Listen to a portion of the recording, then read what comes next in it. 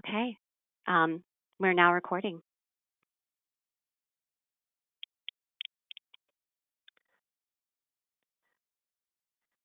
Marissa, I can't hear you at the moment. Just starting off on a great foot. I was muted. Hello, everyone. Welcome to our 2020 Housing Credit Geographic RFA Workshop. Hopefully, you've been able to retrieve the agenda, all 15 pages of it, on our website. If you're here, you already know that registration was required for this workshop, and we expect about 200 people who have pre-registered, and we're close to that point now, so we decided to jump in and get started.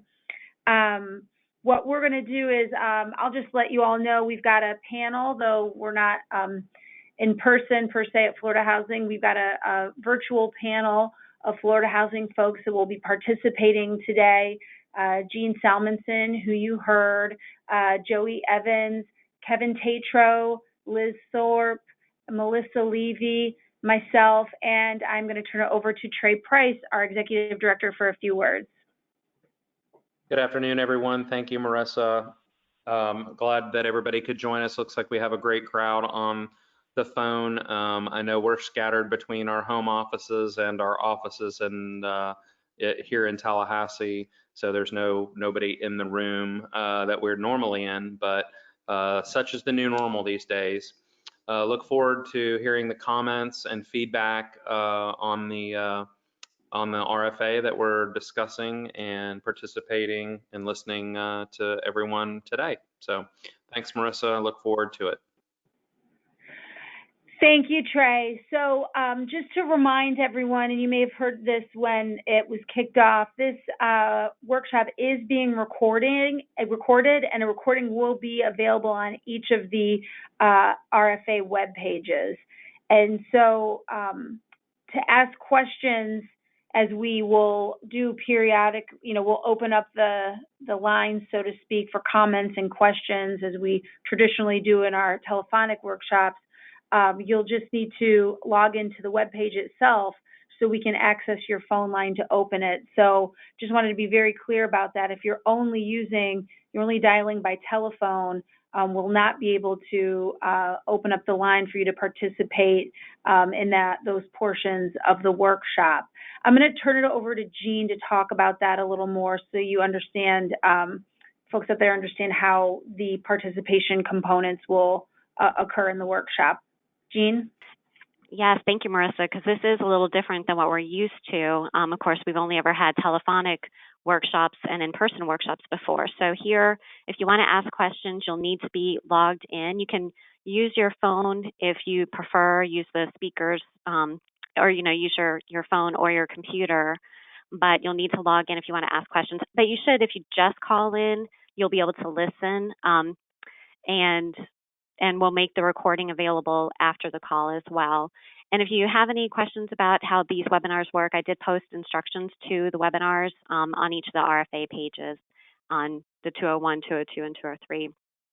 And if you are logged in and you want to ask questions, you should be able to see a little hand icon, and it's literally like you're raising your hand and waiting to be recognized, just like school. And so that's what we'll do. We'll see who has their hand raised during the question and answer periods.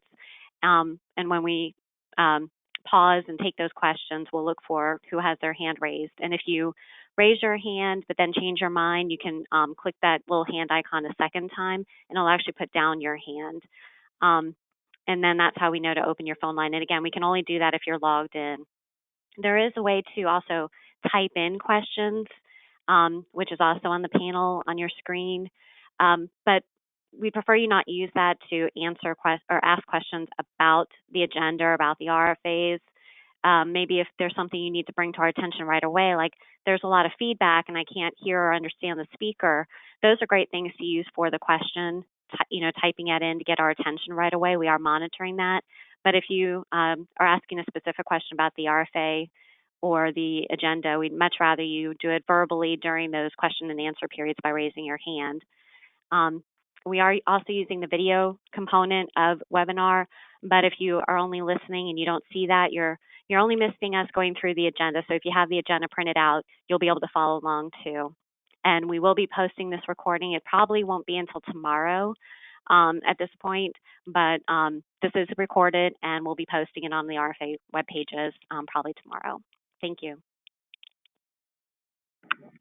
Thanks, Jean. So we'll jump right in, and again, as we will stop periodically to take questions. So just because you raise your hand as we jump in, we're not going to just pause right away. We'll still do it like we usually do, and take a pause at certain periods during the workshop itself. So we're talking about 3 RFAs today. As you all know, what we call our Geo RFAs, the Geographic 9% Housing Credit RFAs for small and medium counties, the large 6 counties, and then Miami-Dade specifically. And up until this point, much of the information here has been the result of our numerous workshops, the sort of general RFA cycle workshops we've had up until this point. So what we've also tried to do that you may have noticed is put out some listserv notifications to our multifamily listservs, multifamily programs listserv, where we've landed on things, or to update you when things have been brought to our attention, to just further hone in on the most accurate draft of an RFA that we could put out. And so as you've seen on those RFA web pages, we actually have the drafts of the RFAs, and they are still drafts. We are working through them as we speak, but we wanted to be able to have those available to you for the workshop as well. So the funding available for all of those RFAs is set forth in the agenda. Our board of directors approved on July 17th our timeline going forward to issue these RFAs.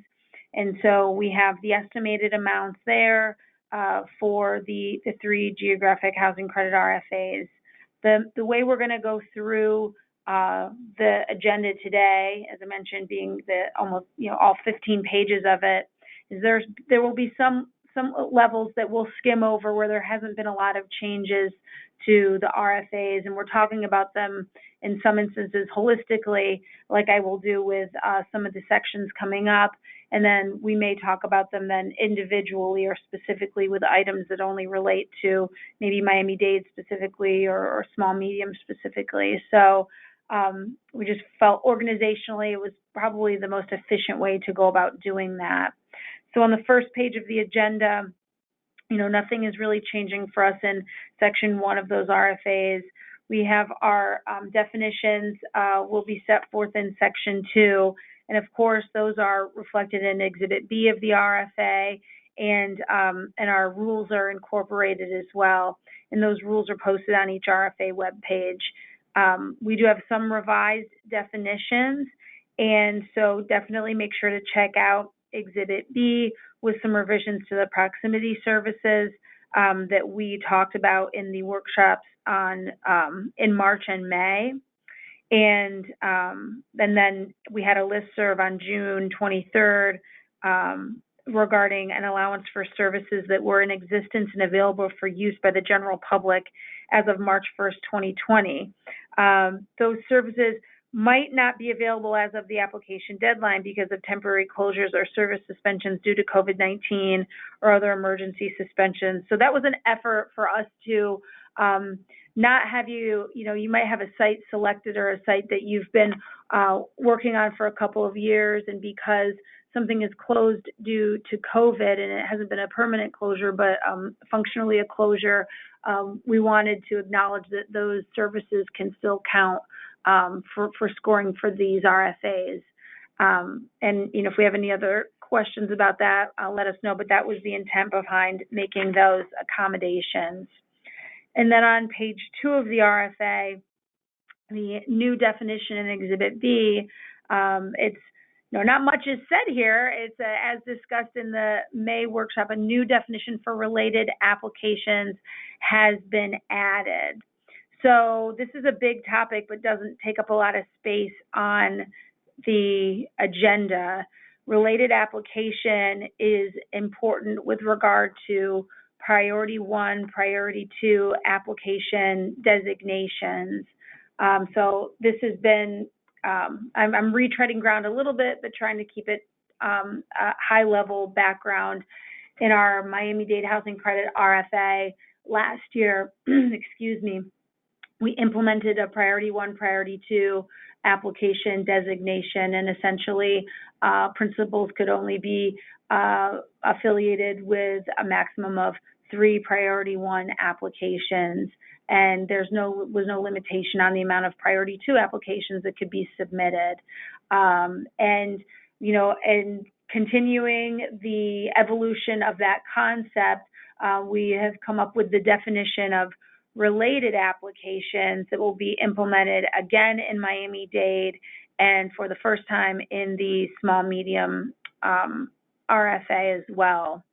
And so what you need to do, if you're not familiar with this yet, is look to Exhibit B and any of those RFAs that have been posted online, and to be able to digest what that new definition reflects. And really what we're trying to do there is reflect that there can be more that creates a related application than just the identical principles with regard to applications. And so, again, that had been the subject of considerable workshopping and public comment, but we feel good about where we're at with the definition, but we also recognize that it could potentially use some further refinement. And what we don't want to do is implement this concept or definition with that has unintended consequences as well. So, we understand and are willing to continue to take some comment about refining the definition, and as we look to implement the priority 1, priority 2 concept.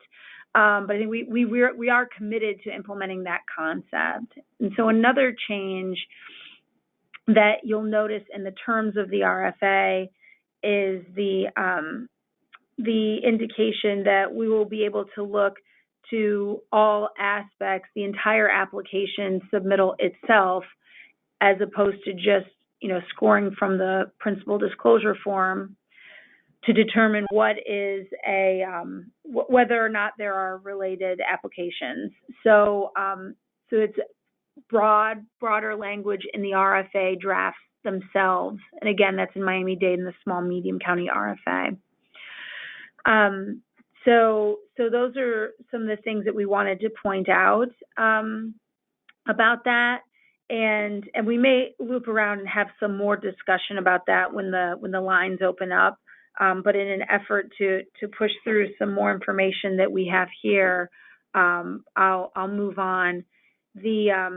But that is, again, an important new definition that we think we have right, but we are at least headed in the right direction, but are certainly welcome to some additional feedback. So the next thing on page 2 of the agenda is reflects section 3 of the RFA, and those are our procedures and provisions and submission requirements. And so we have further revised our RFA application submission process. We are going to continue to have a electronic submission, and there is no longer a requirement for a hard copy. So we started doing this with our, once the pandemic hit, and in the spring, we had some remaining RFAs from last cycle, some permanent supportive housing RFAs and our workforce RFA that we did this process with just strictly electronic submission, no hard copy. And we allow now for the application fee to be submitted by check or wire. Please, well in advance of the application deadline, review those instructions on how to submit the application fee. And the process has gone well for us in the spring, so we're excited to further limit paper. And what I will say as well is that this is still the electronic copy is the original copy. And if you submit a hard copy, we will not be looking at the hard copy. So not only is it not required, it is not considered the application. Then number two, we talked about this in earlier workshops. If the attachment document to the application, so that PDF that includes all of the attachments required in the RFA, is bookmarked, if that PDF is bookmarked, the application will be awarded 5 points. So that's an incentive. And it is tremendously helpful and important to us to be able to access that functionality. And so it's for us, that's becoming a 5-point item. If you have questions about that concept, and I imagine most of you should be familiar with that and how to do that because you've been submitting through PDF up until this point. If you've participated in our process, there are certain PDF programs that are required to create those bookmarks. There are instructions on how to do that. Very excellent instructions put together by Joey Evans that are on the RFA web pages. So take a look at that, please. And then jumping into section 4 of the RFA, which really is what outlines how to complete Exhibit A, the application itself. We will have the requirement to include the applicant's certification and acknowledgement form executed by the authorized principal representative. And one thing that we know is that the copy of that applicant certification and acknowledgement form is included in the draft of the RFA itself. And as we've discussed the priority 1, priority 2 application submission concept, something that we are still considering is adding a component to that app certification and acknowledgement form that may discuss those concepts a bit more, and having a certification related to that within the app certification and acknowledgement form. But those are where those forms are located, the very end of those draft RFAs.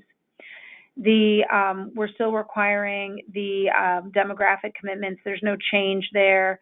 There's no change in our applicant, developer, management company, and contact person information requirements. So you'll still be required to submit all of that information in Exhibit A.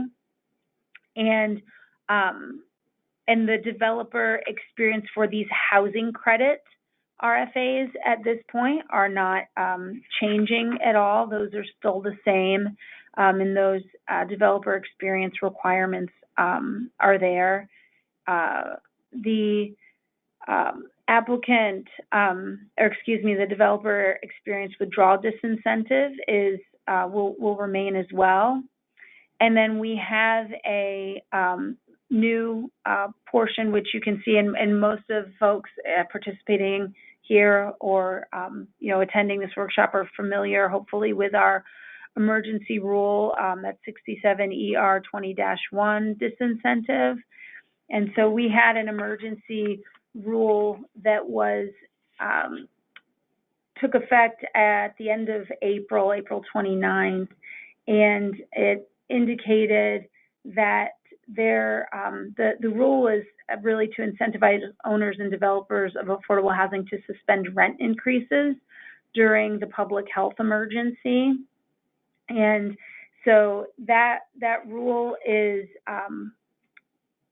we reflected that there could be consequences to future funding from Florida Housing if developers or owners violated the rule or enacted rent increases during that time frame.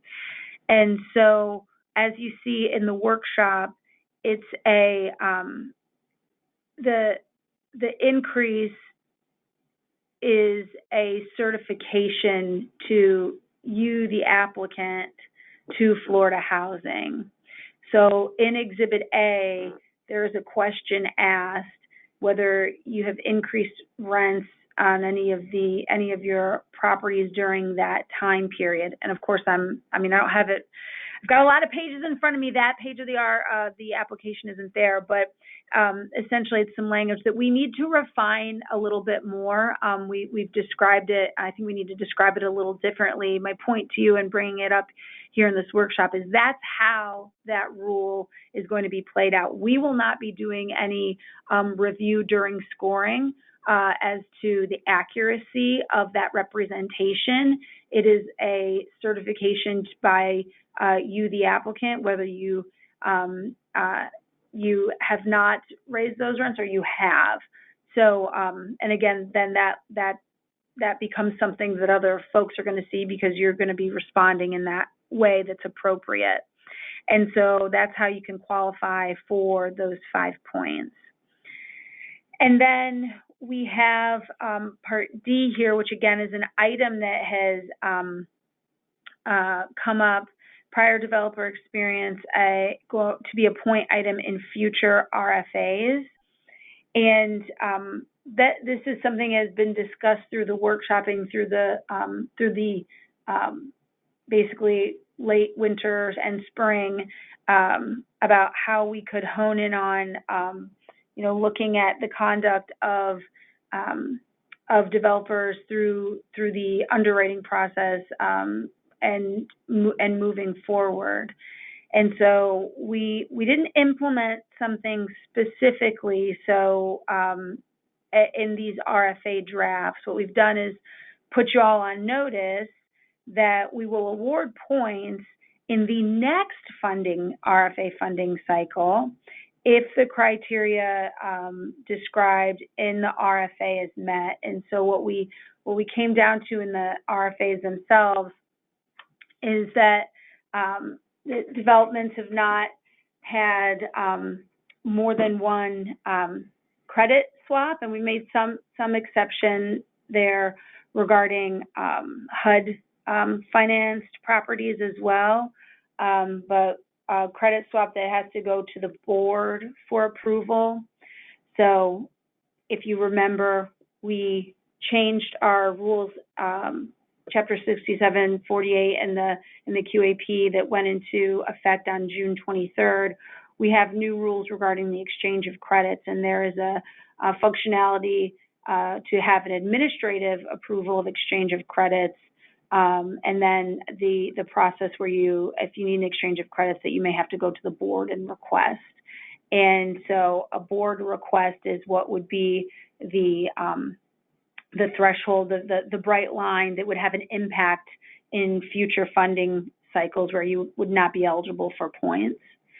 And if you've got a development, conversely, that has had needed a rule waiver for the firm commitment deadline. These are the two bright line things. So the firm commitment deadline, that does not mean the 6 months that are automatic, that are provided as of course in rule in Chapter 6748.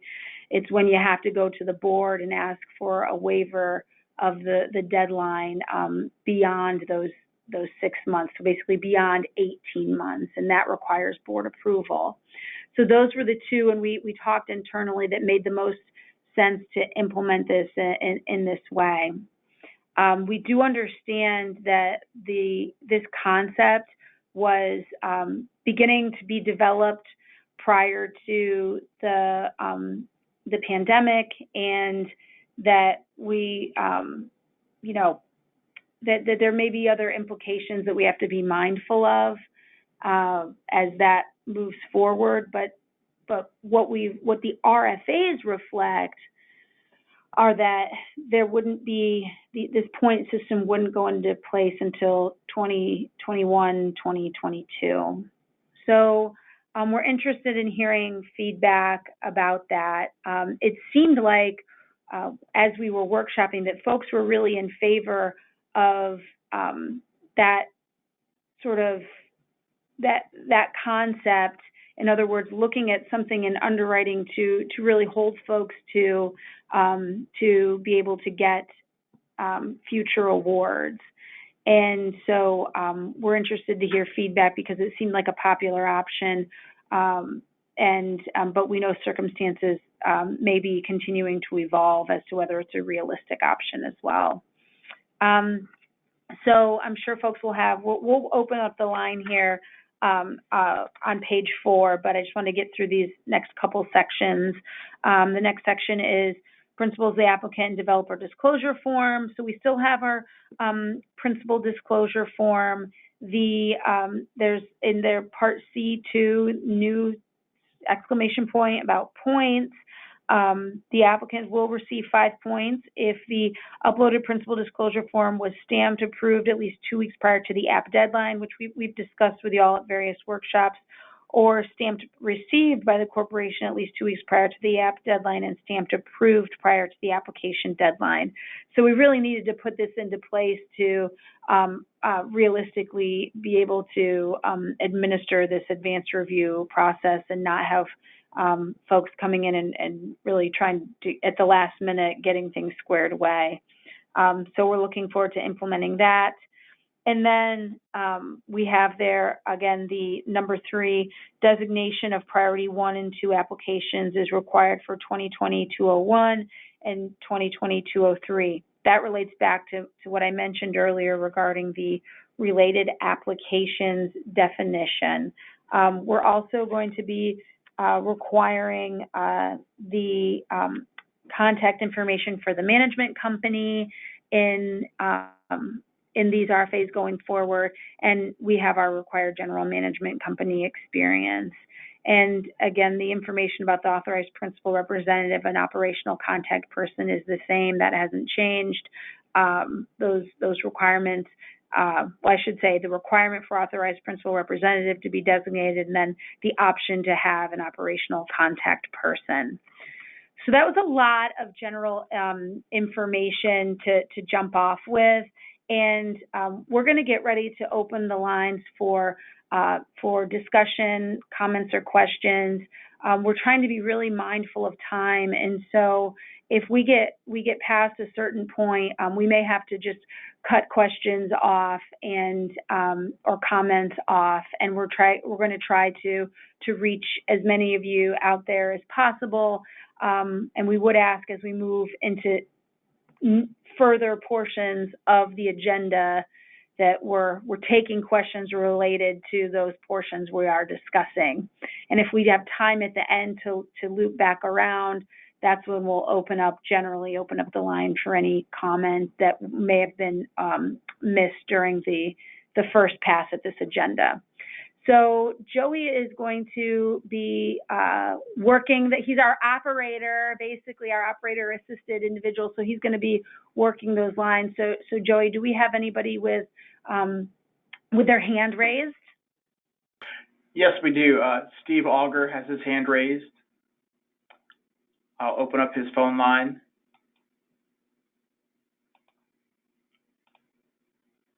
All right, Steve, make sure you're not on mute.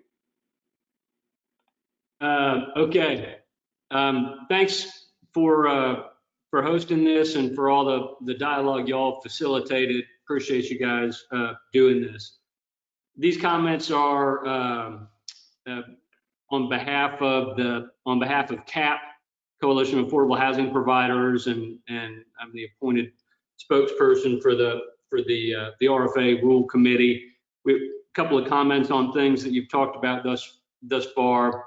If Florida Housing Finance Corporation intends to implement the Priority 1, Priority 2 app limit, the current changes seem constructive toward that goal, and as further precaution, we'd recommend the following: disclosing guarantors in the application, ensuring that the related applications definition includes applicants related by employment, and including a representation in the applicant certification that's more specific to these issues.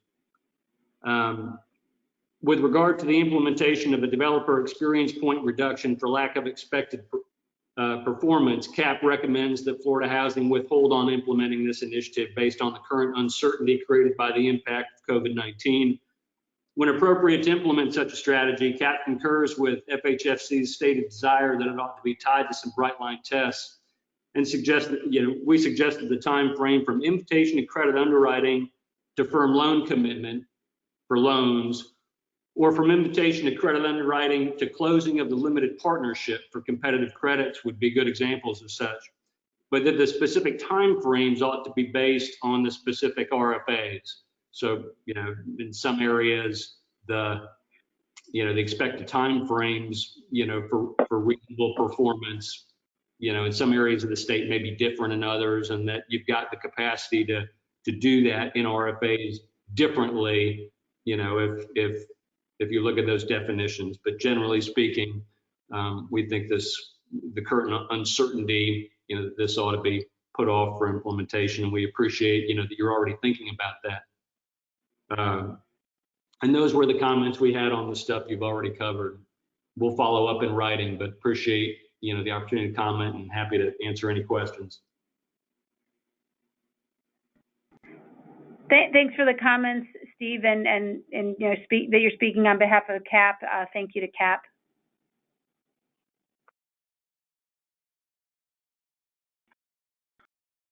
All right, we've got another hand raised from Patty Adams.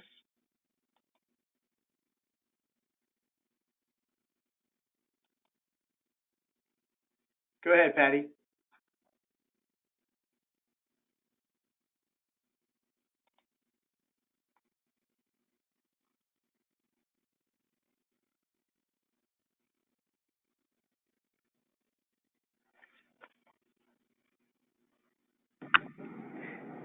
Patty, if you're speaking, we can't hear you.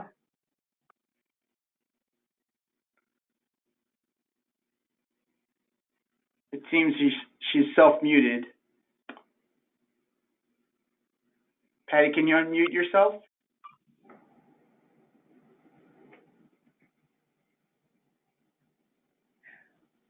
Well, Joe, if we can move on to the next, if there's someone else in the queue, and see if we can't get Ms. Adams squared away after that, that would be helpful. Okay. I'm not seeing any other hands raised. Patty's mic seems to be on. Patty, can you hear us? Can you respond?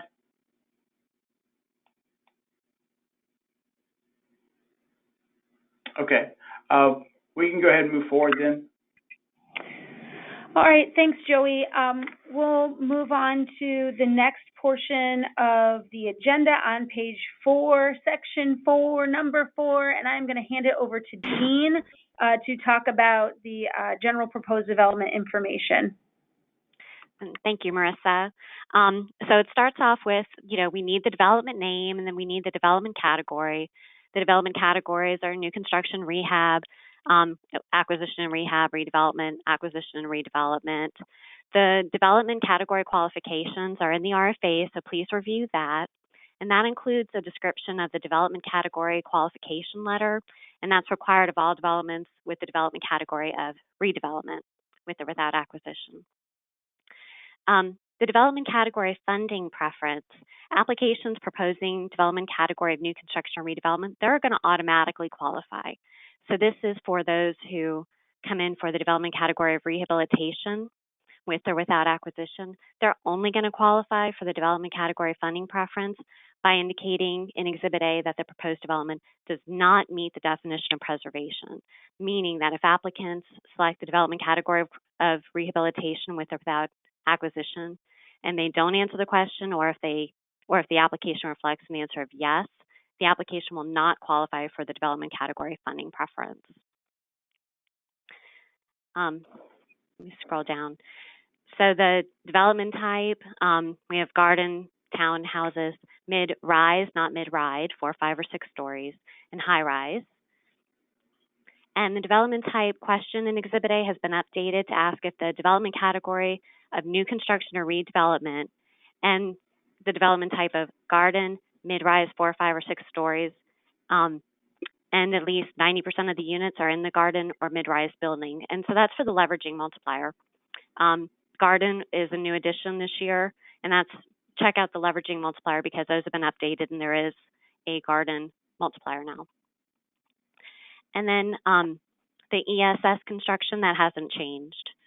And that's for the total development cost multiplier and leveraging.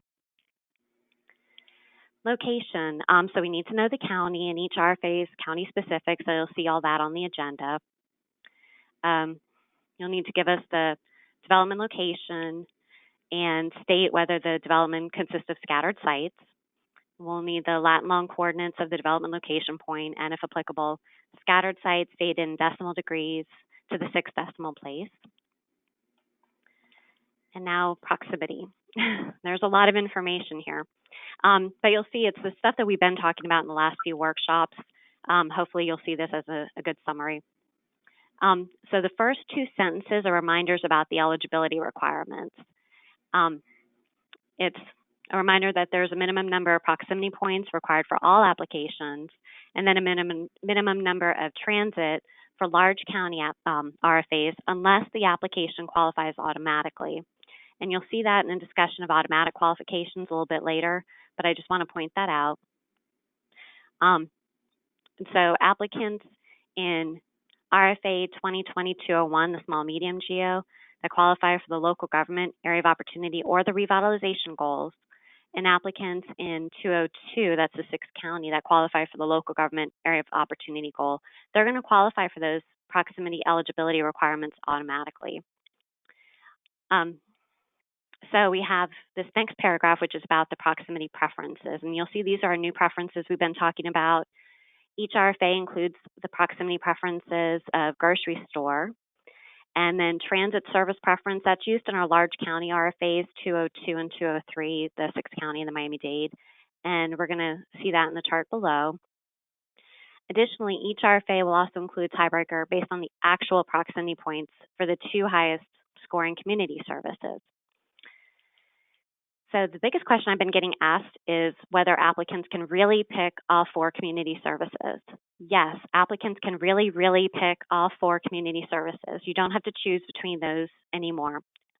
And that means that all applicants can earn up to 22 proximity points, which is 6 points for transit, 4 points for each of those 4 community services, and that's regardless of the demographic commitment. So you'll see all that in this chart, and it's a big chart. I'm going to make the screen a little smaller so you can see the whole thing. So this chart's big, and I try to capture all of this information we've been talking about in it. So you'll see, you know, when you look in the RFAs, you'll see that they're RFA specific in the RFAs, and this one is a summary of all 3 RFAs.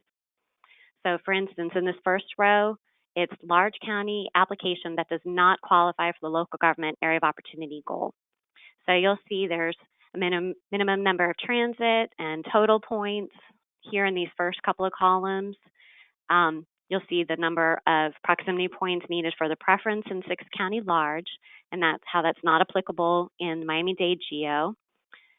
And you'll see number of proximity points needed for the grocery store preference, and number of proximity points needed for the transit service preference, which is only in the large county RFAs. And then in the second row, you'll see almost identical information, but a reminder that this is for applications that qualify for the local government area of opportunity, large county applications that qualify for the local government area of opportunity goal. And again, you'll see that these first 3 columns, they're qualifying automatically for those eligibility requirements. And then the other 3 columns for the preferences are the same. And you'll see in this column regarding the proximity funding preference, a lot of the cells have asterisks in them. And that's because the asterisk, if you scroll down below the chart, ties to this paragraph, which says that that's about proximity levels. Proximity levels 1 and 2 will be assigned in RFAs 2020-201, that's a small medium county geo, and 2020-203, the Miami-Dade County Geo, and that's instead of the proximity funding preference.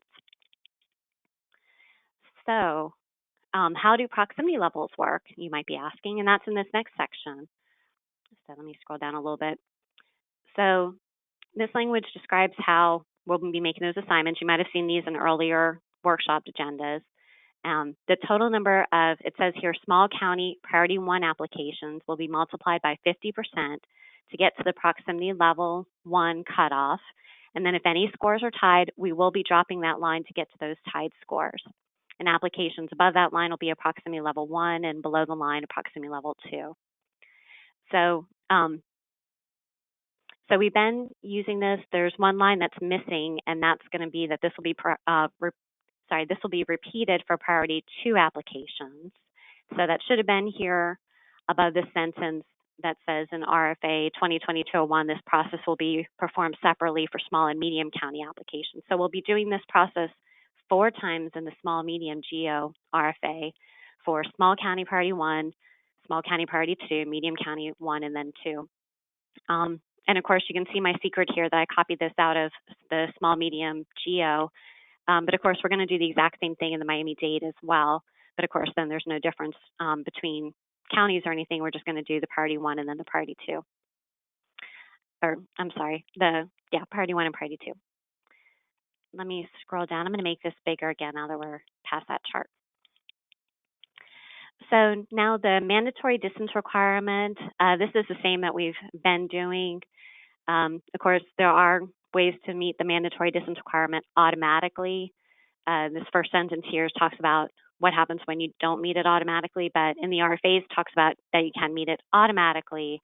There's some, whether when you come in for either the development category of redevelopment or rehabilitation, along with some other requirements being met, then that's one of the ways. Applications in 201, the small medium Geo that qualify for the local government area of opportunity or the revitalization goals, that will meet this automatically, or then applications in 202 that qualify for the local government area of opportunity goal. They will meet that automatically as well. So in this language is what happens if you don't meet it automatically. That's on the agenda.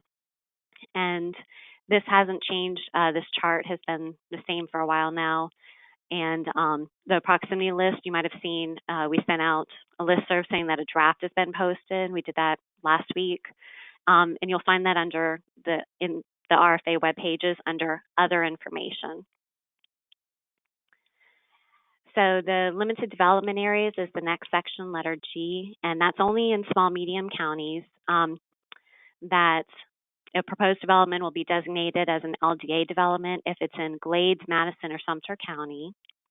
And there are additional eligibility requirements. If a development is in an LDA area, there are additional eligibility requirements it must meet, and that's in the RFA. And then when we posted the LDA list, there were other counties that were included, but if you looked at it, you might have seen that they had the farm worker demographic listed. So those counties aren't mentioned here. They're not mentioned in 201 RFA, but I put them on the agenda to say this, that's what this note is. Developments proposed in Hendry, Highlands, Indian River, Lee, and Volusia, they're going to be deemed LDA if serving the demographic commitment of farm worker, which will only be affected, which will only affect RFA 2021-104, the next farm worker RFA that we have when that's issued. So that's where that will come into play. This next section is recap. The wording here is a little bit different than you've seen in previous RFAs, but the intent is the same, that applications for proposed developments that are located in a recap designated area or that fail to answer the question, they'll be ineligible unless they meet one of these conditions, that it's redevelopment, or if you, again, meet these same goals in 201, the small medium county Geo, or 202, and you qualify for the local government area of opportunity, or if you're in 201, you qualify as a revitalization.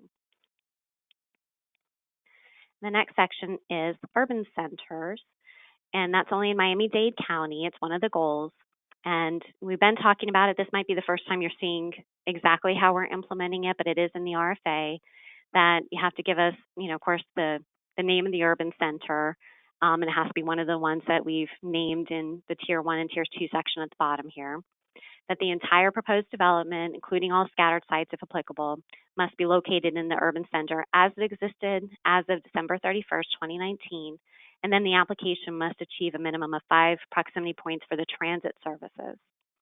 And then we list the Tier 1 and Tier 2, and as you see in the funding section, we'll be giving a preference for Tier 1s.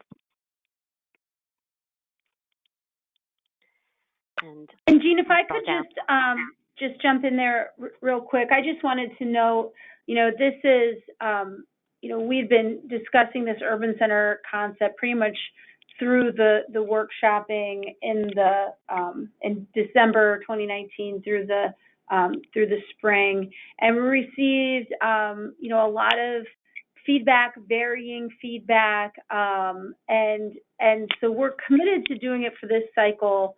But I think we're also actively ready to look at how we shift the Miami-Dade Housing Credit RFA for the next funding cycle in 2021, 2022 as well. So I think we're committed to what we have here, but we're looking forward to the future and how we may be able to evolve our funding goals in Miami-Dade as well. And I just wanted to make note of that.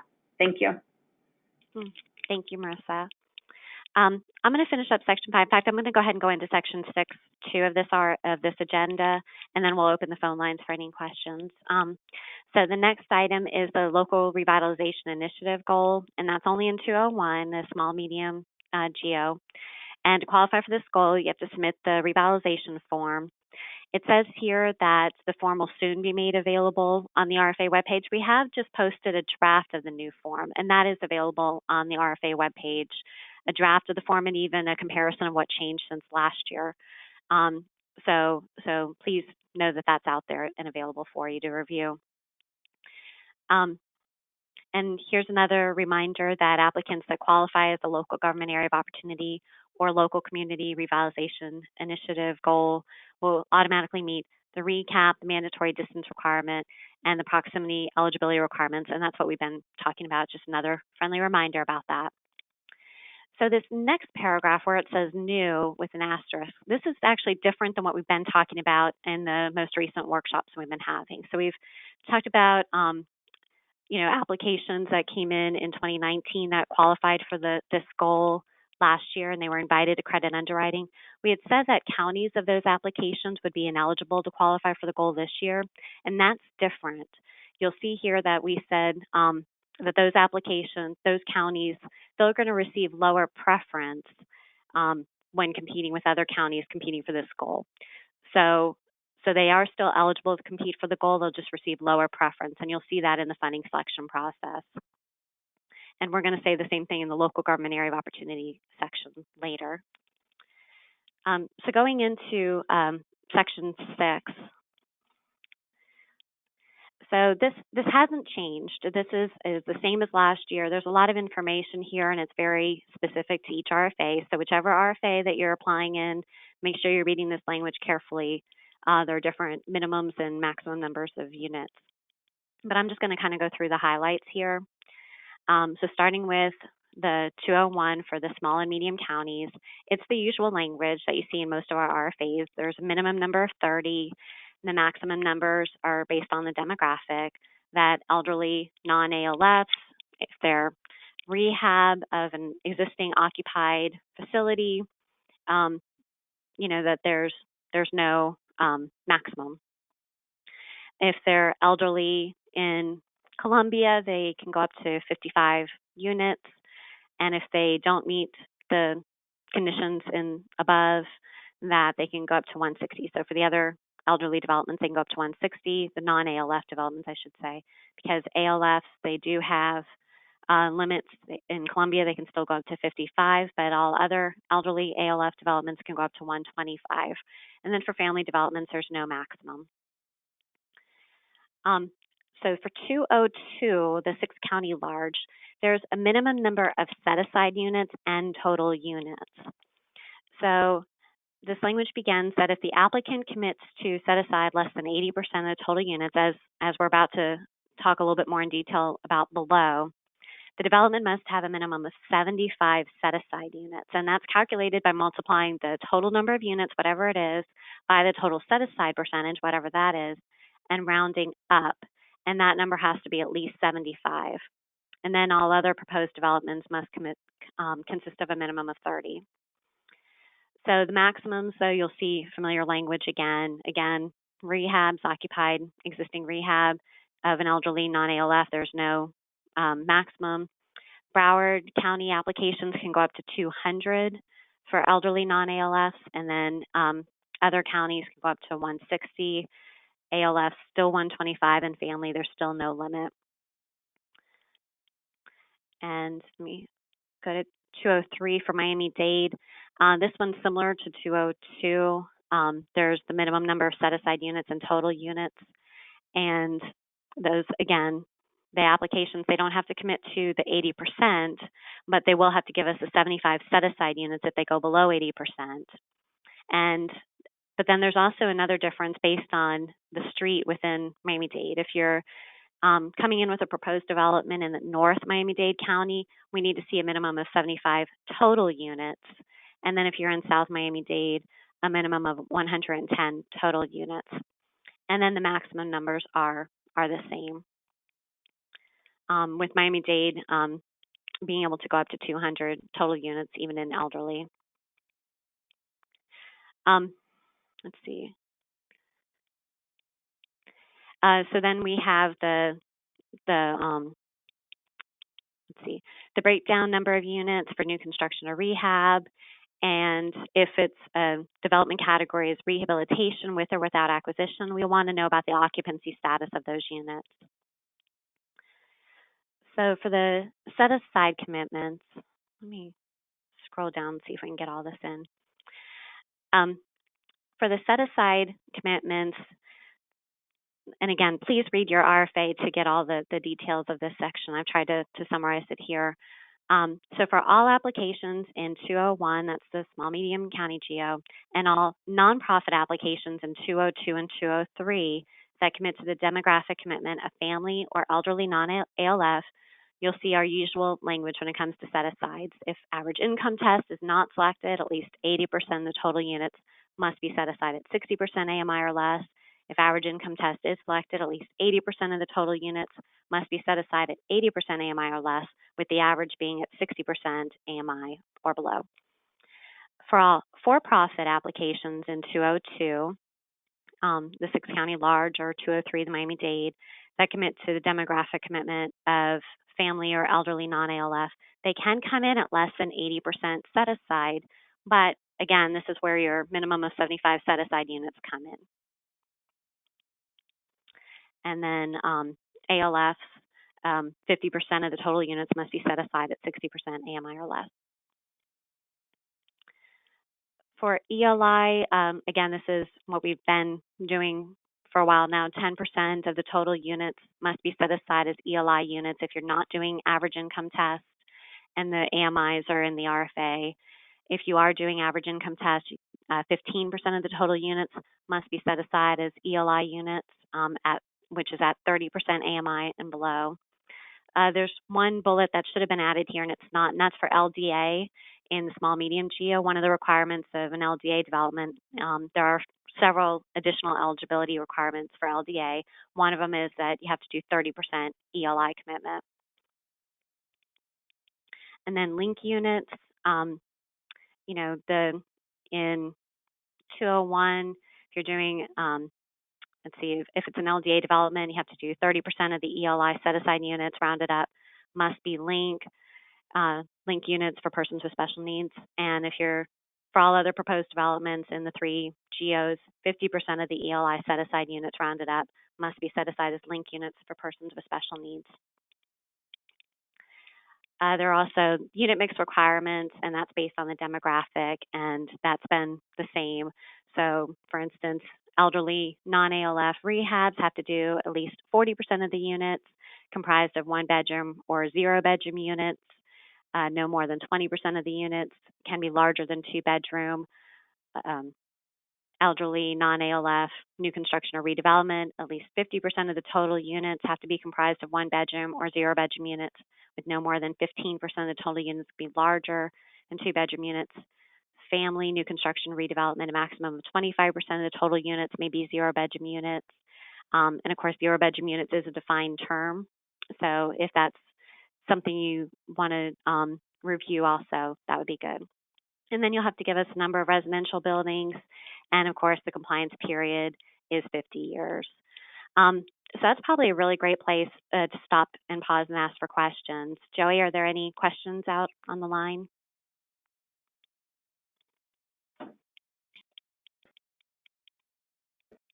Let's wait a moment and see if we have any hands up. I didn't see any. Okay.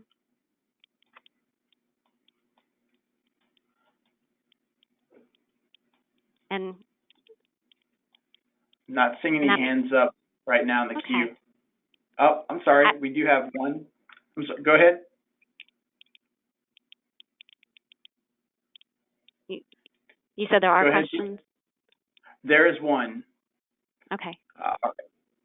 This is from William Zuniman. Go ahead, William. Hey, this is Chris Shear. Hi, Marissa, Jean.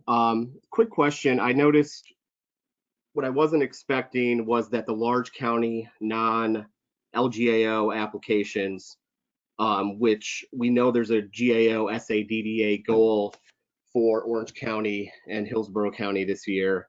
Those applications will not be subject to proximity levels, but rather just have to meet a minimum proximity score.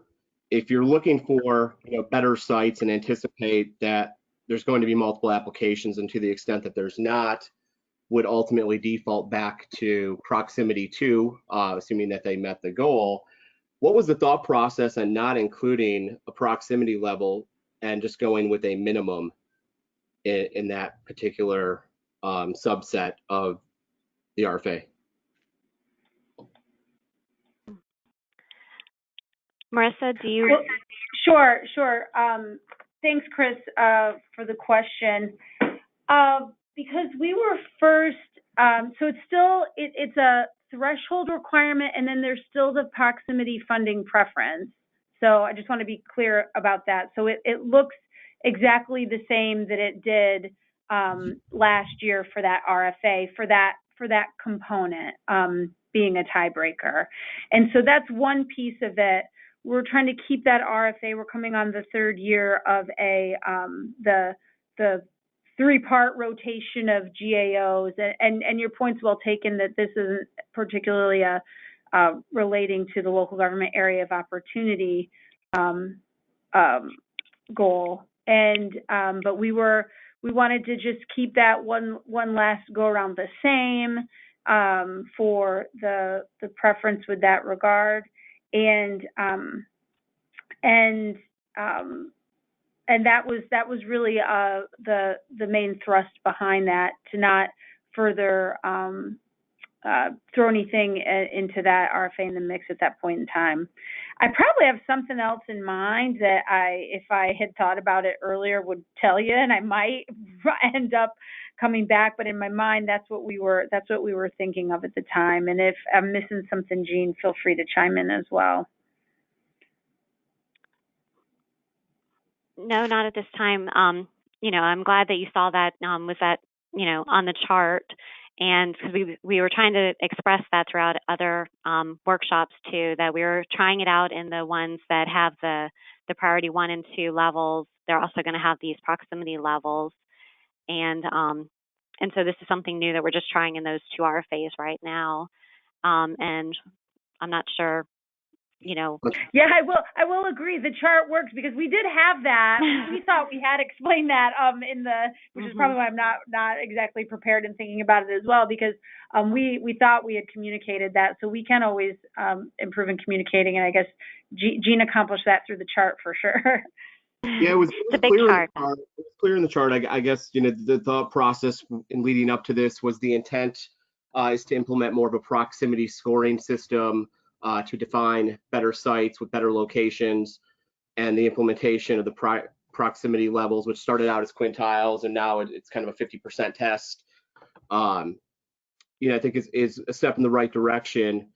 So not implementing it here, but yet the sites are still subject to the tiebreaker proximities gets you somewhat there with defining a site that's not just open to lottery now. So effectively a site that has the 2-mile grocery store and higher scoring community services will score better and make it further into scoring and ranking than a site that doesn't have that. But I thought that kind of went hand in hand with proximity levels anyway. So it seemed like there might have been a little discrepancy there. But I think it's definitely a step in the right direction. I don't know that it really matters. You don't have a lot of subscription to that. RFA that's not, the large counties that are not LGAO. However, the proximity scoring tiebreakers will be in effect, if I'm reading this chart correctly, just Yes. not the proximity levels. Yes. And we'll give we'll definitely look at that and give your point some thought with that regard, Chris. Okay. Thank you for the clarification. Mm-hmm. Joey, are there any other questions?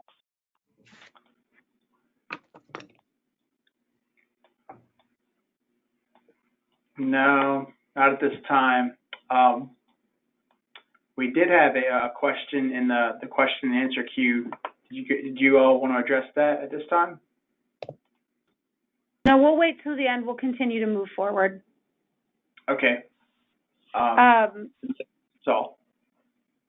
Did we have any other hands raised, Joey?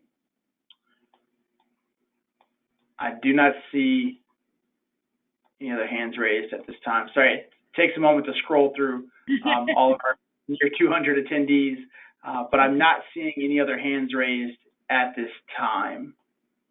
No. Great. Well, you're doing a great job. Thank you. So, like I said at the beginning, if we've missed anybody, we will open up at the end as well. So, we're on page 11, picking back up on page 11 of the agenda, and this is part 7, readiness to proceed.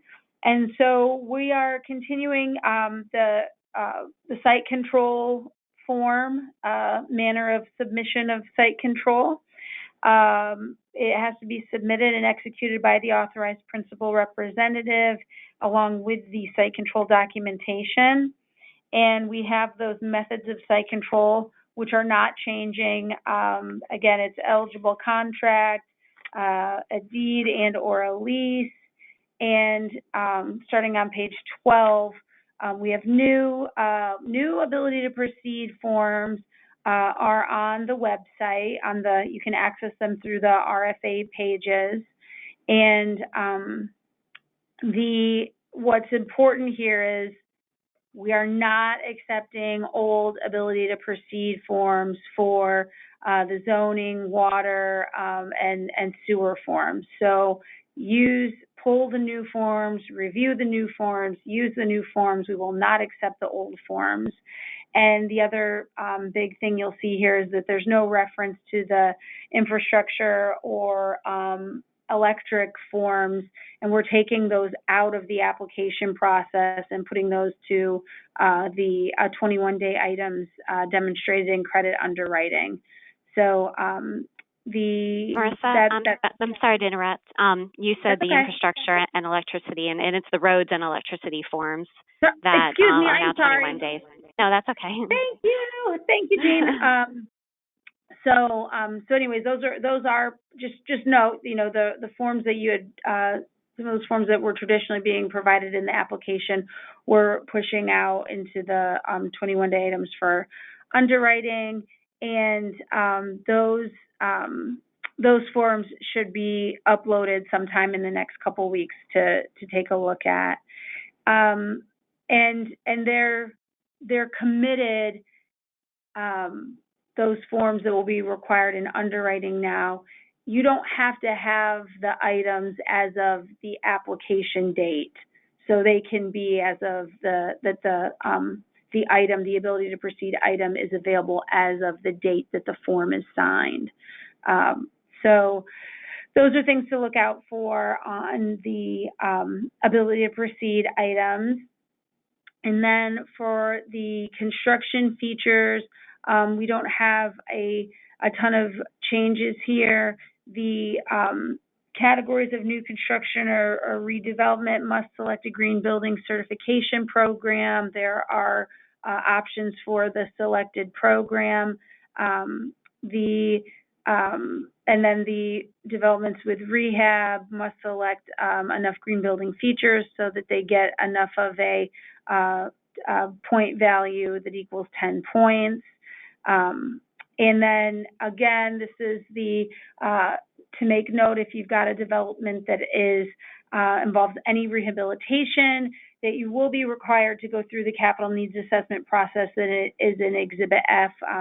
we see significantly less of those developments in these particular RFAs, but it is important to note, and Exhibit F reflects that CNA process, and we're coming through analyzing the implementation of that process over the past couple years. So we're committed to it, and it's included in these RFAs as well. And then you have a note here, discussion regarding water heaters and grab bars. You'll see in the draft RFAs that we're making, we have some specs set out for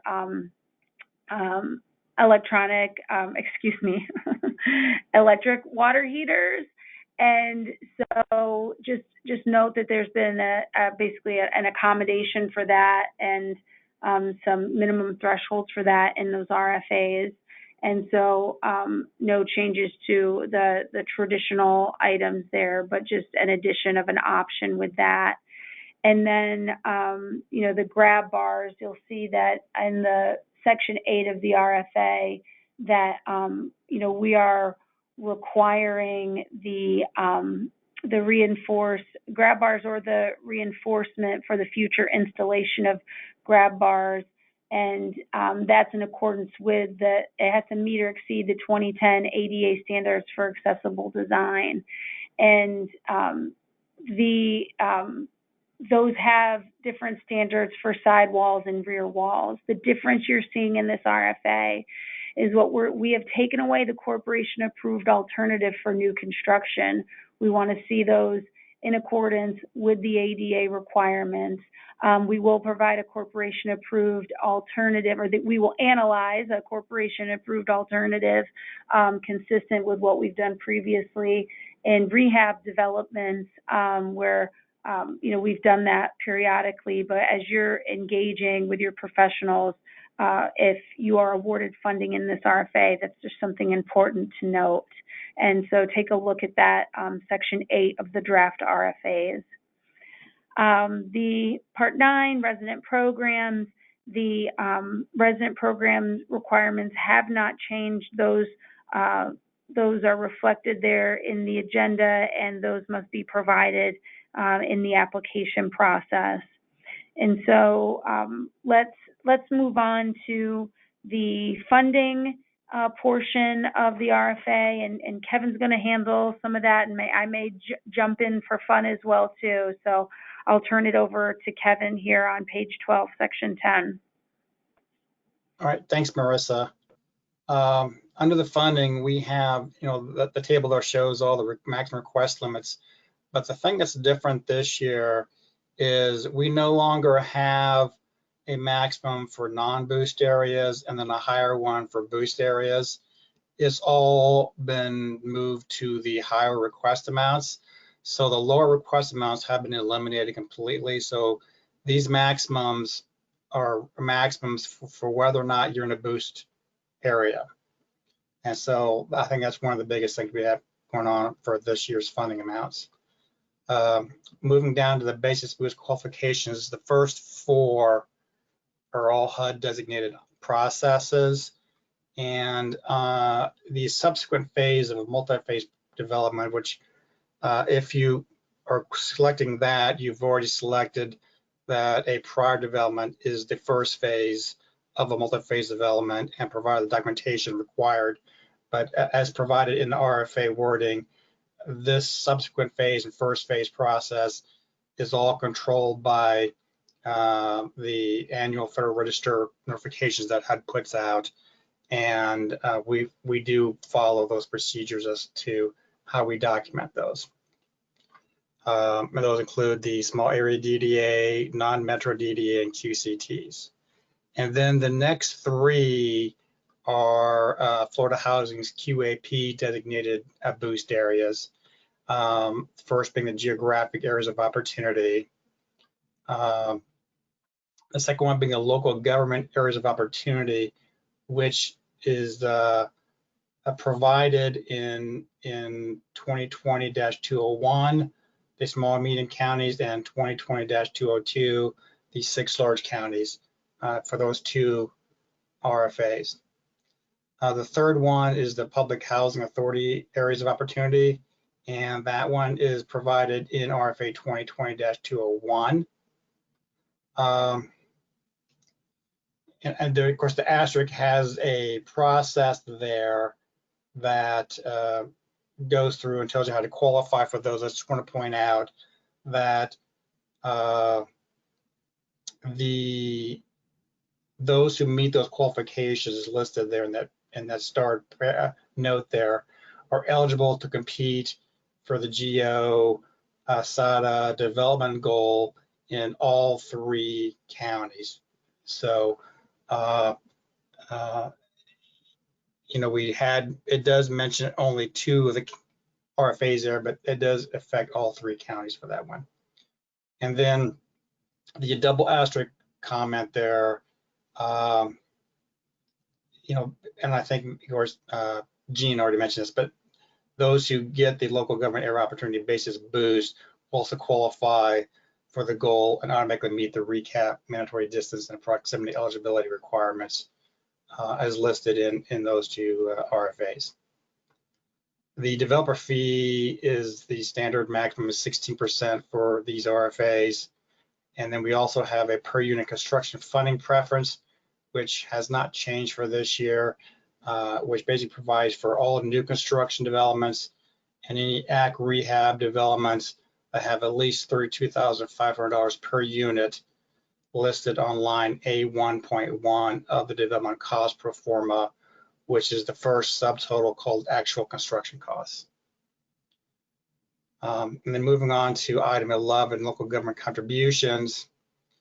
For the 6 large county and the Miami-Dade County RFAs, you can get the 5 local government contribution points if you're either development category or substantial rehab, or if not, then you have to provide the local government form committing the funding, and this is for a grant, loan, fee waiver, or fee deferral on these things where there is a calculation of a net present value for this thing. So the numbers listed for this, which is $75,000 and $100,000 for the 6 large counties, depending on how size the county is, and then $100,000 for Miami-Dade.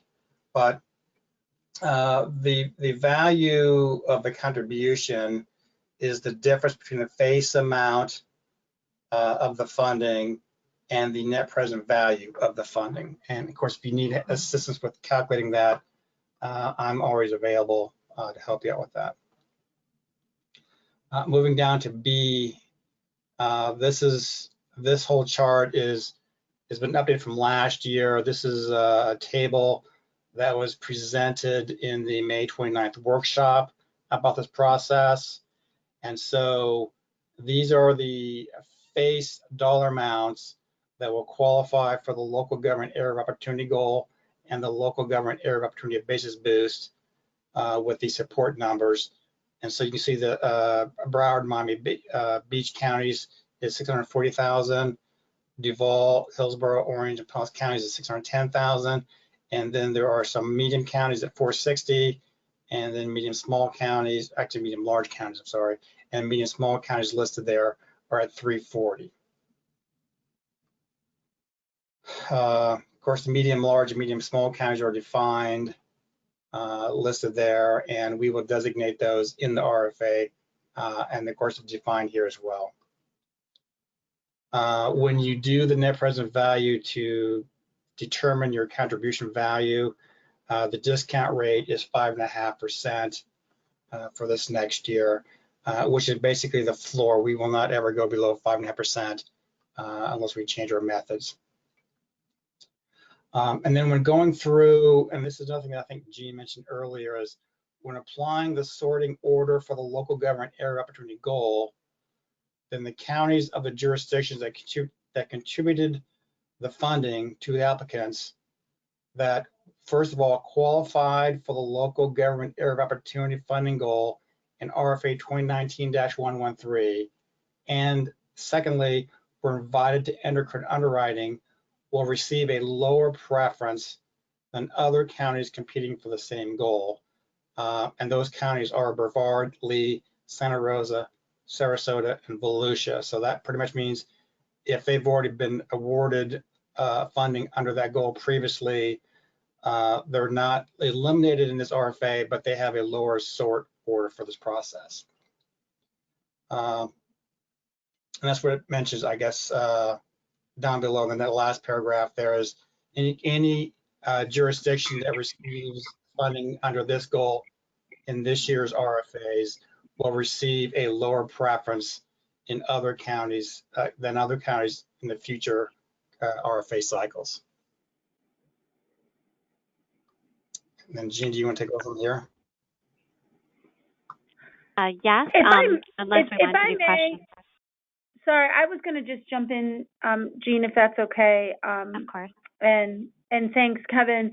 I just wanted to know, we've already received some public comment from some public housing authorities as to whether or not we would consider opening up the local government area of opportunity funding preference to public housing authorities to qualify for that.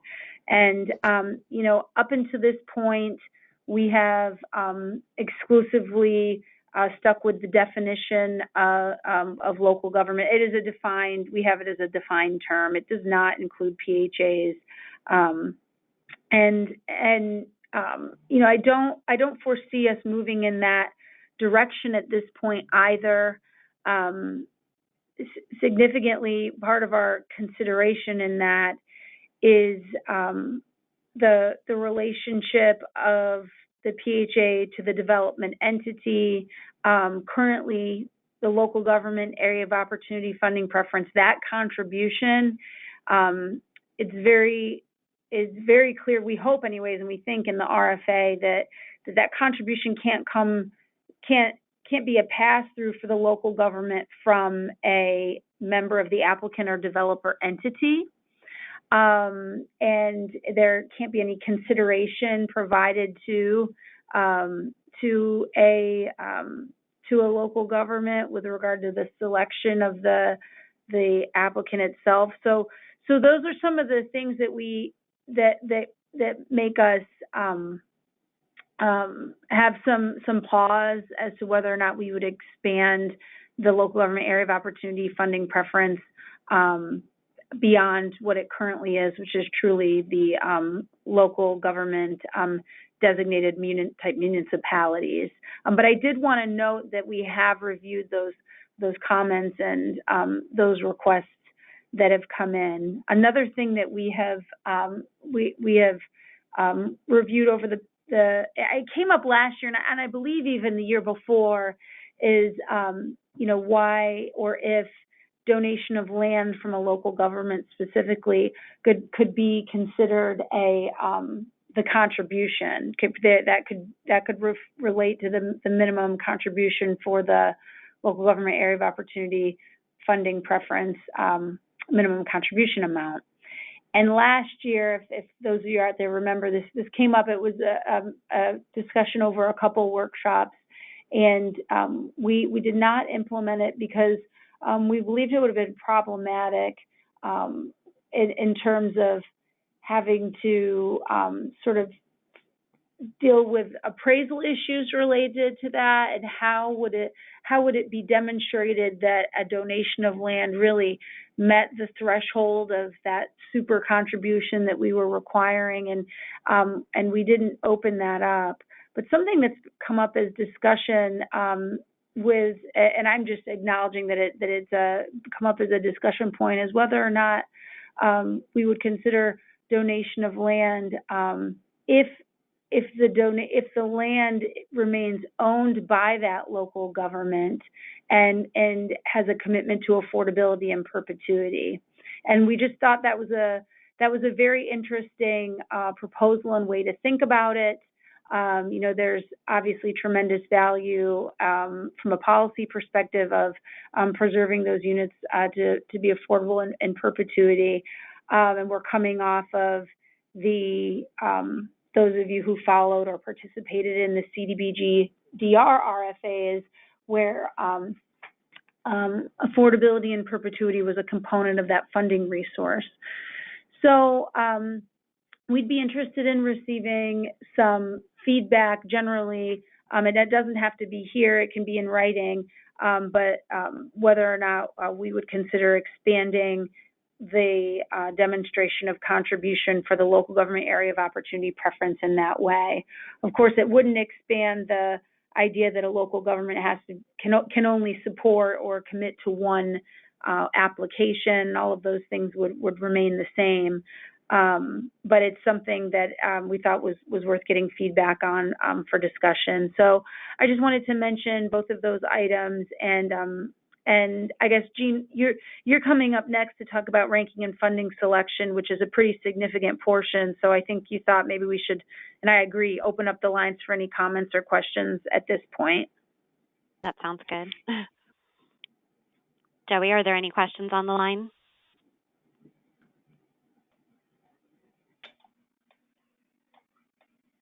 We do have a couple of questions. Yeah, see, we have a hand raised from Stephanie Lamp. Go ahead, Stephanie. Hello, everyone. Thank you very much for holding the workshop. I think I'm seeing a change this time in the local government funding amount. I don't believe that there was a discount rate that applied to that last time. And so that's something new that I was just wanting to double check to make sure I'm reading that correctly. The local government area of opportunity funding amounts, those are face dollar amounts to be provided property. Yeah. So Stephanie, that note should be under subpart A. Okay. Not subpart B. Yes. Okay. All right. That's good. And then the second question went back to the chart. Is that different in the chart if someone receives the local government funding priority that they have to meet the minimum grocery, transit, and the 12.5 points for proximity? I think that's different this year too, isn't it? They do not have to meet it. So if you are a Okay. local government area of opportunity app, just like last year where you could be exempt from those proximity requirements, that still remains the same this time around as well. Marissa, Okay, may I add to that? I would have Yes, expected okay. the qualifies automatically to go all the way across in that situation then. It is a little bit different this year on when we're not selecting applications for those goals. So when we're selecting applications for the goals, there is no proximity requirement. And we're actually just about to see that on the next page of the agenda. But once we're done with funding those goals, there might be applications that qualified for those goals, but then didn't get selected for those goals, and they can still compete with the other applications, but we'll be using all the tiebreakers, including the proximity tiebreakers. So sometimes we have applications that even though we're getting those things automatically in previous years, they were still giving us all the proximity stuff. So if they continue to do so in those in the next, like after the goals, when we're still selecting applications for funding, they'll have be higher ranked than applications that only gave us the minimum requirements for local government area of opportunity. They might be lower ranked if they don't also give us the proximity information once we're done with the goal. During the goal, though, it won't matter. They'll all be, looked at the same because we don't look at proximity when selecting applications for those goals. So we would really see that, a high likelihood of potentially seeing that in the small medium RFA, where we have more applications, more funding amounts remaining to pull up applications that are not goal applications themselves.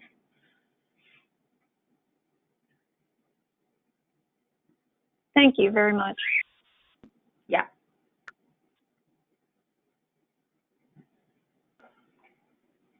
Okay, we have a hand raised from with Rodrigo Paredes. I hope I'm saying that right. Go ahead, Rodrigo.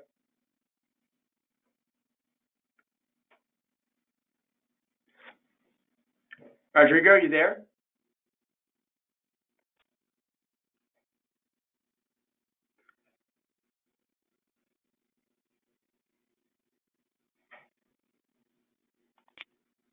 Okay, we're going to try and move on. I saw there was a hand raised from Doug Meyer. Let's see. Doug, go ahead. Yes, thank you for the opportunity. On page 13, where you have local government contributions on your chart, I didn't see Miami-Dade County listed. Was that supposed to be with Broward and Palm Beach counties? No, because that on page 13, is that what you were asking? Yes, where the chart is at about 3/4 of the way down, yes. Yeah, that's only for local government area of opportunity funding preference contributions, and that is not a funding goal in Miami-Dade County. Oh, okay, thank you. Doug, you were talking about are the dollar amounts that are associated with item 11A Paren 2 on this agenda, and Miami-Dade has one for $100,000, and the 6 large have either 100,000 or 75,000. So there are dollar amounts for the local government contribution, but not the area of opportunity amounts. Understood. Thank you.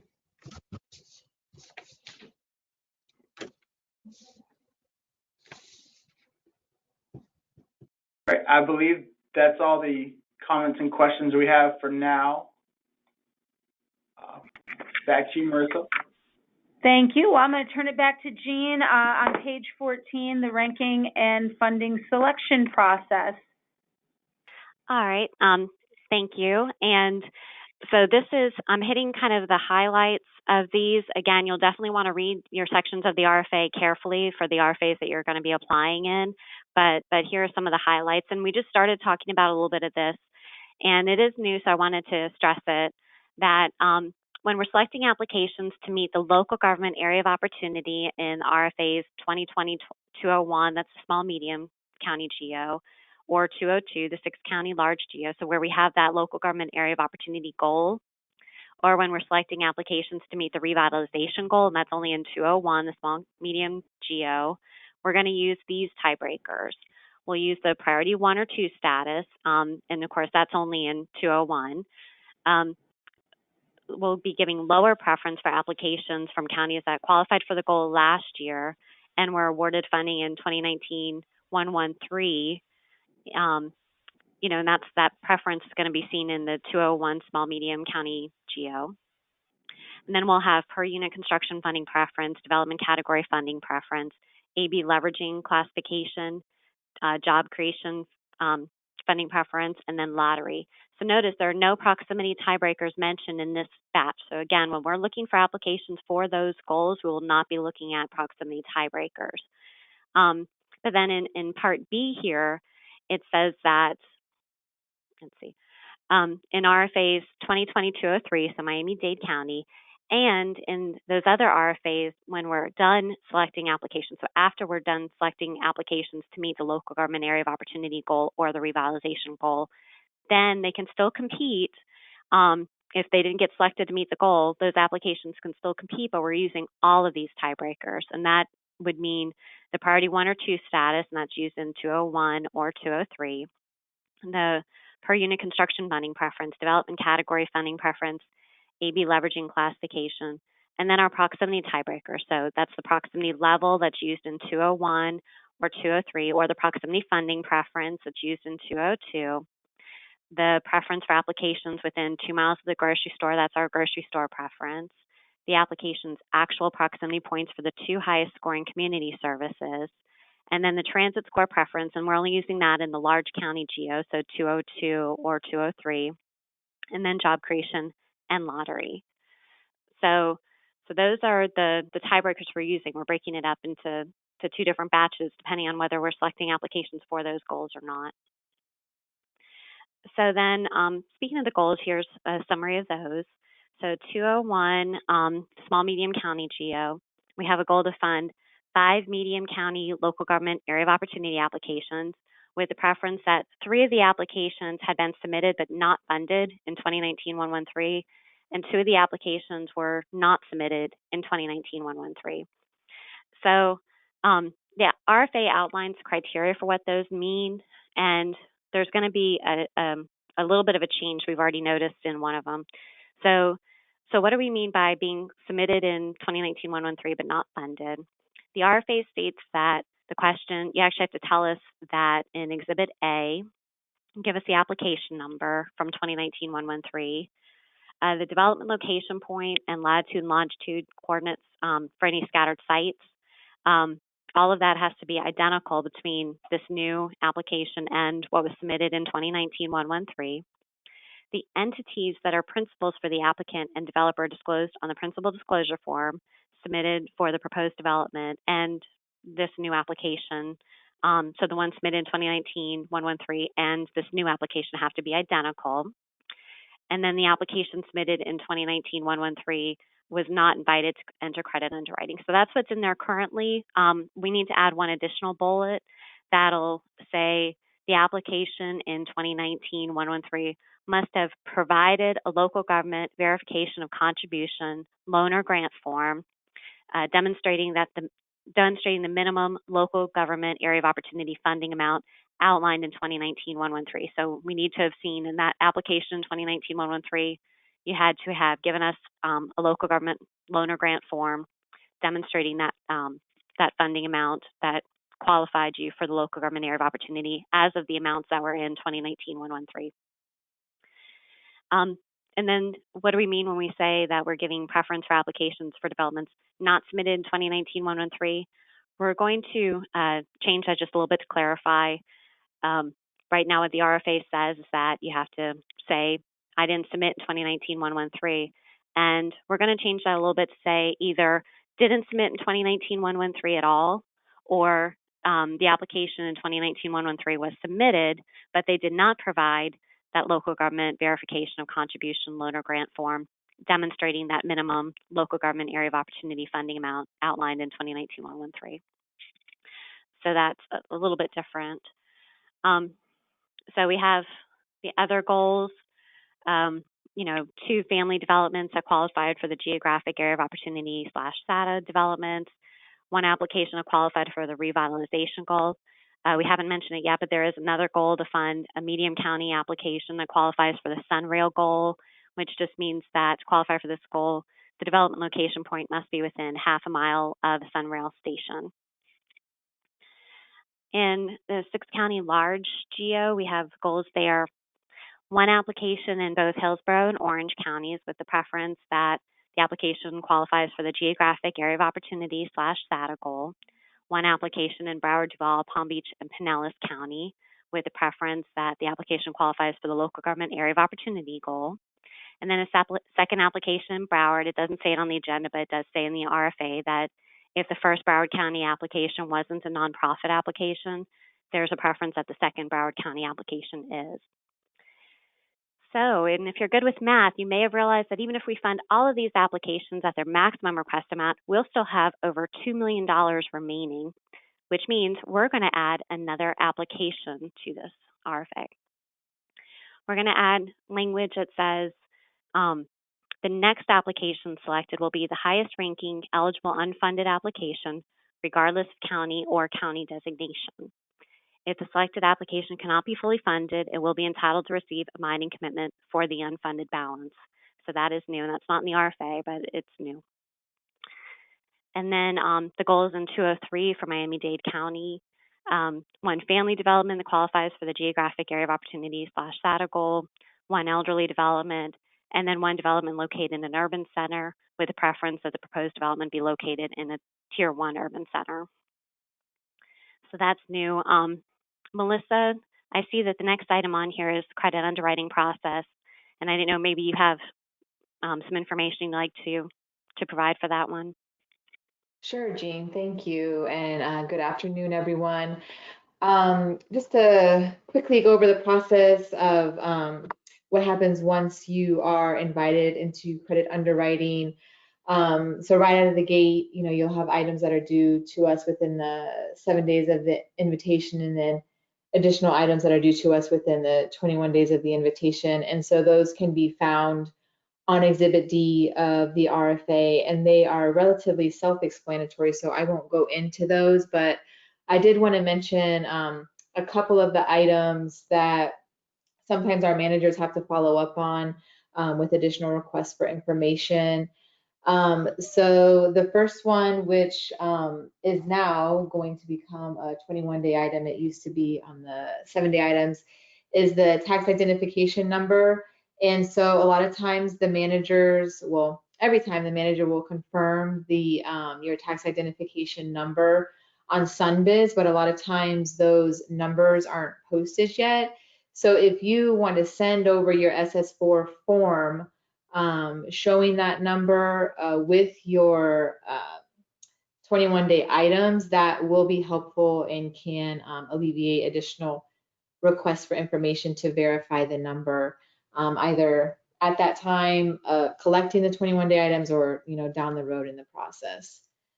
Another item that we often send some follow-up requests on is the general contractor or qualifying agent of general contractor certification form. So this form requires that you also submit a prior experience chart. So the form gives the applicant the ability to designate the general contractor, and then the general contractor signs the certification. And the form requires that the general contractor must have been the general contractor on 2 developments of a similar development category and development type as what you're planning on constructing under your proposed development. And then at least one of those completed developments must consist of at least 50% of the total units in the proposed development. So the prior experience chart must be provided with your general contractor certification form, and that would include the 2 developments that will substantiate the experience, along with the location, development type, development category, and number of units for those developments. So just a reminder to include your experience chart with the form. And then the verification of environmental safety phase 1 environmental site assessment form. It's a mouthful, but that is also a requirement of the 21-day items. So we're finding that in many instances, that form isn't submitted within the 21 days, either because the original ESA or an update to the original ESA has not been completed within 12 months of the RFA submission deadline. So if you come across that and you're in that position, please let us know prior to the deadline that you will not be able to provide that form prior to your 21-day deadline. Another change that we often see in, right after the invitation, maybe within 3 months of the invitation, are unit mix changes and like building count changes, that kind of thing.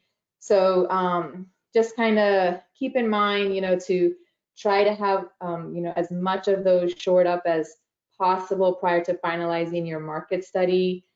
So that way the market study reveals, the accurate unit mix, and that would, in turn be reflected in your PRL. If there were any type of substantial changes that could, designate or mean that we need to do additional diligence and could slow up your carryover process. So just try as much. I know you guys are going through, plans and trying to get those squared away at that time. So just keep that in mind. Another thing to just also keep in mind is that the RFA regarding applicant changes, the RFA states that the applicant entity shall be the recipient of the housing credits and cannot be changed in any way, material materially or non-materially until after the carryover allocation agreement is in effect. So just keep that in mind. We have had some requests to change the applicant entity prior to the carryover being in effect, and especially with COVID going on, and we've been receiving some requests to push back the issuance of the carryover. So just keep in mind that if you do anticipate applicant entity changes, that those cannot be made until after the carryover has been issued. The other thing I just kind of wanted to briefly touch on is legal description changes. I know we have, it's a seemingly simple process, and sometimes it can go through, multiple reiterations trying to get the documentation that we need to get those processed. So, just some background, the managers on the housing credit side don't send those legal description changes through any type of like legal counsel or anything to vet, the effects that those legal description changes would have on the development. And so, instead of trying to put the staff like in a position of trying to determine, what constitutes a legal description change, or what constitutes, a material change to a site, we put this process in place, which is outlined in the carryover. And so we have tried to make it a little bit simpler. So now, as you'll see in your 2019 carryovers, your 2020 carryovers, and then, with this RFA, your 2021 carryovers, is that the process kind of is broken up into two stages. So, or two categories, probably would be a better way to say it. But the first category is that if your legal description changes, but your site does not change. So basically, maybe when you applied, your site was described with maybe a meets and bounds type of description, and now your site was platted, and so your site is exactly the same. It hasn't had any, hasn't increased or decreased. It hasn't had any easements added or anything like that. Just the legal description is different. So that falls into one category, and the process for that would be that the applicant would submit a $100 processing fee and would notify Florida Housing of the change in writing. So when you're submitting those changes, just make sure that you really describe, what has happened with the site, and outline that. That will make your process go a lot easier if you fully describe, kind of what's happened with your site and why you're requesting the change. And so then with that notification, you would also submit an affidavit from a Florida licensed surveyor certifying that the proposed legal description represents the same site as the original legal description. So then, hopefully with those where the site is not actually changing, that will make that process a bit easier. So then the second part is if your site actually has changed. So the site has increased or decreased, easements or deed restrictions have been changed or added. And so, maybe you purchased, the parcel next door, and now that site will be larger, or maybe right away a parcel of the land has been, kind of taken out for right away or something like that, and the site has actually changed. So then that process is that the applicant would be charged a $500 non-refundable processing fee, and then notify Florida Housing of that change in writing. And so again, just really going through explanation of what's going on with the site and what the change entails and why it has changed. And that can really, kind of take care of some issues that could happen down the road. If you have, added a site, we want to make sure, or added, land or taken away land, we want to make sure that that's reflected properly in the credit underwriting report, depending on, when you make the request and that kind of thing. So just a good, explanation. And then it should be accompanied by an affidavit from a Florida licensed surveyor certifying that the development location point has not moved, and then must include evidence either from a Florida licensed surveyor or a local zoning authority that the change in the development site has not affected any zoning requirements.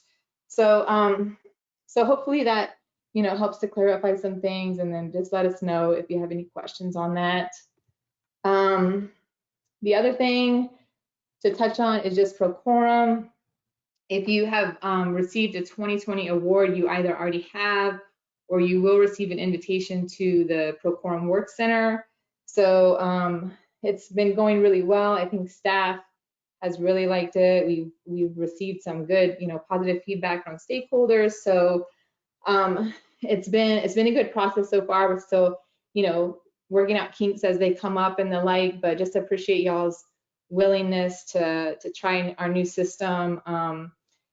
And more, we're really trying to communicate through the posts in Pro Quorum to try to you know, alleviate some of the emails. So that way, when you know, 5 years down the road, you know, asset management wants to, you know about a change or know why something changed, you know, all of that communication and documents are there in Pro Quorum. So as we, you know, continue on through the process, we're going to try even more to make sure that that communication is happening in the posts in Pro Quorum and uploading the documents, you know, directly into Pro Quorum.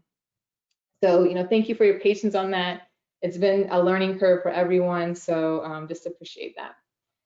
And then the last thing I just kind of wanted to touch on was reminder about rule changes. So the 2020 rule will govern this RFA. You know, I encourage you to look through all of the rule changes, but especially wanted to touch on the change in the 20% subcontractor. You know, over the last year and a half, 2 years, we've had, you know, quite a few developments that, you know, have kind of gotten stuck in that 20% request process as part of the cost certification. And so, you know, by that, I mean where, you know, our rule states that not more than 20% of the construction costs can be subcontracted to any one entity or group of entities that have a common ownership or are affiliates of another subcontractor.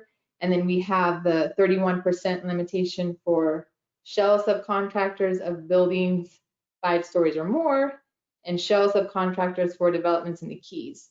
So, you know, a lot of those requests we've kind of come across as we're reviewing the cost certification.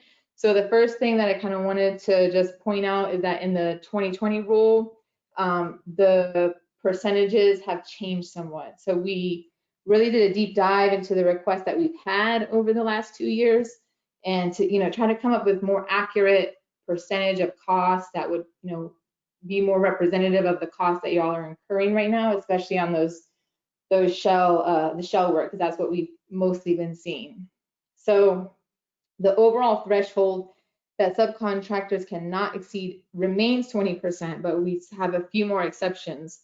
So shell subcontractors of buildings less than 5 stories can now incur up to 25% of the construction cost. Shell subcontractors of building containing 5 or more stories can incur up to 31% of the construction cost. Shell subcontractors of buildings in the Florida Keys can incur up to 31% of the construction cost. And then on rehab developments only, a subcontractor contracted to perform work on both the HVAC and electrical components of a building of at least 7 stories can incur up to 31% of the construction costs. So I just encourage you, I know that's a lot to digest, you know, with me just saying it to you, so I just encourage you to, you know, review all of those rules, but especially this one as far as it goes to concerns credit underwriting. And then just, you know, just really to encourage you to reach out to us when you know that a sub is kind of reaching that 20% limit, or that not, I can't really say 20% anymore, whatever the threshold is that that sub is subject to. But you know, if you know, are getting ready to finalize your GC contract and you see one that's, you know, over that 20%, you know, reach out to us at that time, you know, to start that conversation. If one, you know, is getting close to going over that threshold via change order or the like, you know, we just really encourage you to reach out to us in real time, you know, prior to those costs, you know, actually being incurred. so that we can, have that dialogue and figure out the next best steps. So I appreciate it, and I will turn it back to you, Jean. Hey, Jean, it's Marissa. I just wanted to jump in and follow up on something that Melissa mentioned, and thank you so much for going over those highlights to keep on the front of people's minds as they're prepping their apps for what comes down the road if they're awarded. You mentioned pro quorum, and for folks who are unfamiliar with that new system we're using, there is on our website on the competitive page, so if you go to programs and on competitive on our webpage, there is a Pro Quorum 101 quick reference slideshow. It's a YouTube video that's on there to acclimate yourself to that process if you haven't been exposed to it yet. And I'll turn it back over to Jean. Okay, well, thank you. That was a lot of really good information. I just kind of wanted to do a quick walkthrough of what to look for in the RFA. Again, all the drafts are out there, so you can see all this information and a lot of the stuff that we've been talking about. So Exhibit A has a draft of the actual application. Exhibit B, the definitions that are used in the RFA and not defined in rule. Exhibit C, there's a lot of additional information, a lot of good information here. One of the new parts is the total development cost per unit limitation methodology used in credit underwriting and final cost cert. We've had that in there for a long time, but it's been revised for clarification. And there are also some new templates and a training video available on the RFA web pages. Kevin, I know you've been working really hard on this. Do you want to mention anything specific about that, or just have people read it? No, it's a new process, documentation wise in RFAs. We do have posted the actual template on our website that also has a training video that goes along with it. So feel free to use the template, watch the video, read the new wording in the RFAs. If you still have questions, of course, you can still contact me. Thank you, Kevin. So also in Exhibit C, there's the transit and community services scoring chart, so you can find out exactly how many points each of your distances are worth for proximity scoring. The AB leveraging classification methodology, this is what we've been talking about in our workshops. This also includes revised multipliers. We've mentioned in earlier workshops, and it also has the new language about how we're going to multiply our entire list of new construction applications by 80%, and that'll be for, if we have priority 1 and 2, we'll do it for priority 1 and 2. We'll multiply it by 80%, and we'll draw a line where that 80% line comes to. That'll be our new construction AB cutoff, and that's it. We're not dropping the line anymore. A line will be drawn below the application whose place is on the list is equal to that new construction AB cutoff. And if there are any tied values, they'll be sorted by lottery. And that's what's also on the agenda, with the highest or worst lottery number will be first among those ties. So please read through that. That is new, but it is exactly what we've been talking about in the workshops we've had so far. And then the job creation funding preference is also in the Exhibit C, the fees, additional requirements. We then have Exhibit D, the timeline Melissa was talking about. That's in Exhibit D. You can read through a lot of that good information. Exhibit E is an exhibit all about the link units for persons with special needs. Exhibit F, if you have any rehabilitation at all, not just if you're selecting the development category of rehabilitation, but if you have any rehabilitation units, because you have a mix of new construction and rehab. Exhibit F describes that process. Exhibit G is the tenant application selection requirements. And then in this item G, other important information, after this workshop, if you don't get a chance to ask all your questions here, you can still send in public comments and we'll post them.